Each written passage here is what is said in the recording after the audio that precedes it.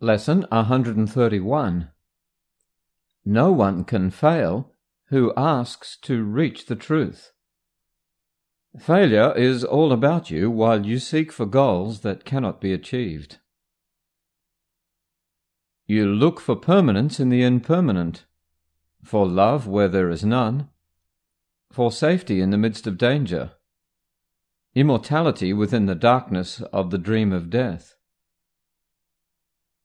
Who could succeed where contradiction is the setting of his searching and the place to which he comes to find stability? Goals which are meaningless are not attained. There is no way to reach them, for the means by which you strive for them are meaningless as they are. Who can use such senseless means and hope through them to gain in anything? Where can they lead? And what could they achieve that offers any hope of being real? Pursuit of the imagined leads to death because it is the search for nothingness, and while you seek for life you ask for death.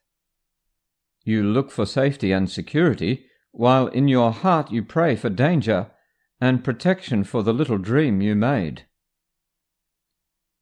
Yet searching is inevitable here. For this you came, and you will surely do the thing you came for. But the world cannot dictate the goal for which you search unless you give it power to do so. Otherwise, you still are free to choose a goal that lies beyond the world and every worldly thought, and one which comes to you from an idea relinquished yet remembered, old yet new, an echo of a heritage forgot, yet holding everything you really want. Be glad that search you must. Be glad as well to learn you search for heaven and must find the goal you really want. No one can fail to want this goal and reach it in the end. God's Son cannot seek vainly, though he try to force delay, deceive himself, and think that it is hell he seeks. When he is wrong, he finds correction. When he wanders off, he is led back to his appointed task. No one remains in hell, for no one can abandon his Creator, nor affect his perfect, timeless, and unchanging love. You will find heaven. Everything you seek but this will fall away. Yet not because it has been taken from you. It will go because you do not want it. You will reach the goal you really want, as certainly as God created you in sinlessness. Why wait for heaven? It is here today. Time is the great illusion. It is past or in the future. Yet this cannot be if it is where God wills his Son to be. How could the will of God be in the past or yet to happen? What he wills is now, without a past and wholly futureless. It is as far removed from time as is a tiny candle from a distant star, or what you chose from what you really want.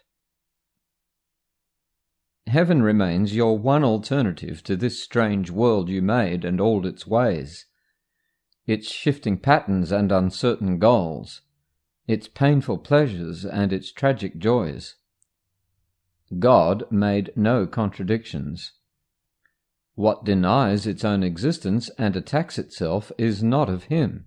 He did not make two minds, with heaven as the glad effect of one, and earth the other's sorry outcome, which is heaven's opposite in every way. God does not suffer conflict, nor is his creation split in two. How could it be his Son could be in hell when God himself established him in heaven? Could he lose what the eternal will has given him to be his home forever? Let us not try longer to impose an alien will upon his single purpose. He is here because he wills to be, and what he wills is present now beyond the reach of time. Today we will not choose a paradox in place of truth. How could the Son of God make time to take away the will of God? He thus denies himself and contradicts what has no opposite. He thinks he made a hell opposing heaven, and believes that he abides in what does not exist, while heaven is the place he cannot find. Leave foolish thoughts like these behind today, and turn your mind to true ideas instead. No one can fail who asks to reach the truth, and it is truth we ask to reach today. We will devote 10 minutes to this goal 3 times today, and we will ask to see the rising of the real world, to replace the foolish images that we held dear, with true ideas arising in the place of thoughts which have no meaning, no effect, and neither source nor substance in the truth. This we acknowledge as we start upon our practice periods.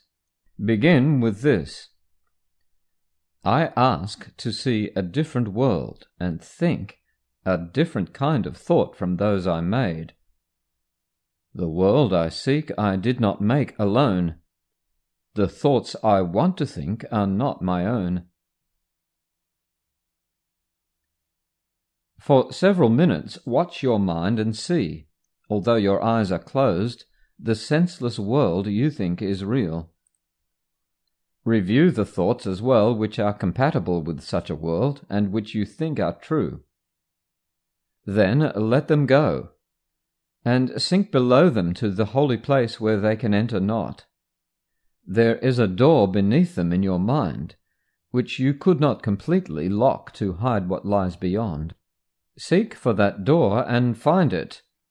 But before you try to open it, remind yourself no one can fail who asks to reach the truth, and it is this request you make today.